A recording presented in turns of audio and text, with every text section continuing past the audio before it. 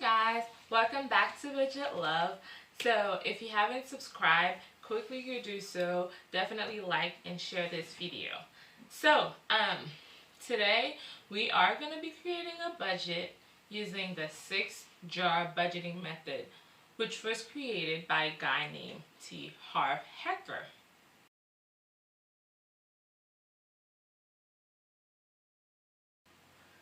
Alright, so T Harv Eker, he's an author. He's also a businessman and a motivational speaker. So when he was little, his goal in life was to become a millionaire. Not a doctor, not an accountant. He just wanted to become a millionaire. So after his first year of college, he decided to drop out of school to pursue becoming a millionaire. Of course, he tried for so many years and was not succeeding until he opened his first retail store, his first fitness retail store, which was doing really great, and he decided to sell part of the company to a 500 corporation, and boom, he's a millionaire.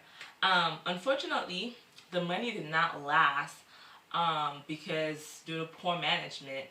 So later, that's when he ended up writing a book about the secrets of the millionaire mind, teaching others how to create success, maintain it, and learn how to grow your money.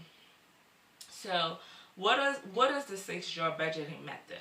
So this budgeting method says that 55% of your income goes to necessities.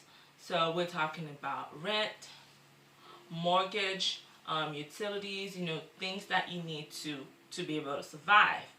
And 10% goes into a play account, aka wants. So this is for if you want to dine out, if you want to go to a movie, things like that. You put that money into that account. And 10% of your income goes into your financial freedom account. What is that? So you use that money to invest. So you can invest in stocks, you can invest in rental properties or any other type of investment. So basically you're using that money to make more money. Alright, so then you have another 10% that goes into long-term savings. So if you have kids, you saving for the college funds, or if you want to buy a car, you don't want to lease or finance a car, you want to own your own car, so you can put money in that account for that. Or if you want to buy a home, this is the account for it. And the other 10% goes to education. So it's important to learn how to make your own money grow. It's important to learn how to manage your money. So he says that you have to invest into yourself. So buy books, go to seminars to learn how to invest your own money. And 5% is to give. You can give to your church, to your local charity, or to your friends and family. So that's basically what that is. I definitely like this one. And I just want to say that one of my favorite quote from him is,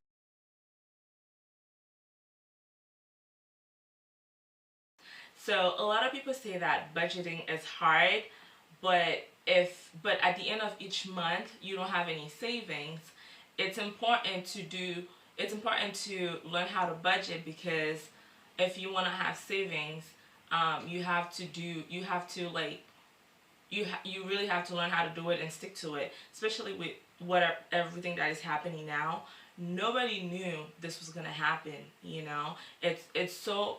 was not predicted. So life is full of things like that. So it's always good to have some type of emergency funds for when things like that happen. You're not too stressed. Alright, so for today's scenario, we are gonna do a budget from a 4 people household. So we have 2 parents and 2 kids. So both parents are making $35,000 a year, and they are living in Atlanta, Georgia. All right, let's get started. So, like I said, so they're both making $35,000 a year. So that's $522 every week. Times two, because it's two people, gives us a total of $1,044. That's 4 weeks in a month. So you multiply that total by four, and you get $4,176. Okay. So for chart number one, needs. So 55% of the 4176 goes into that account. So we're multiplying 4176 times 55% equals 22.96 and 80 cents. All right, so let's start breaking it down. So like I said, they're renting. They don't have their own home yet. So usually when you rent an apartment, um, so heat and water is included. So the rent is 1,200, and the only utility that they're paying is electricity. And they're managing to pay $150 for electricity every month.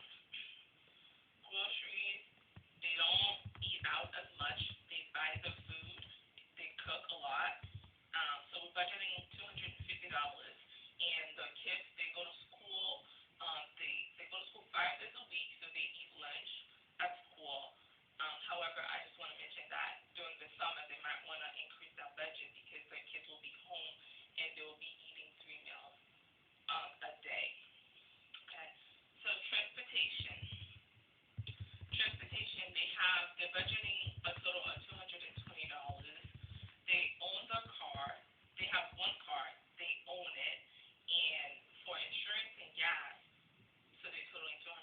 All right. So cable and internet, they're budgeting $120. All right. So clothes. So for themselves, for the parents, the budgeting $50 every month.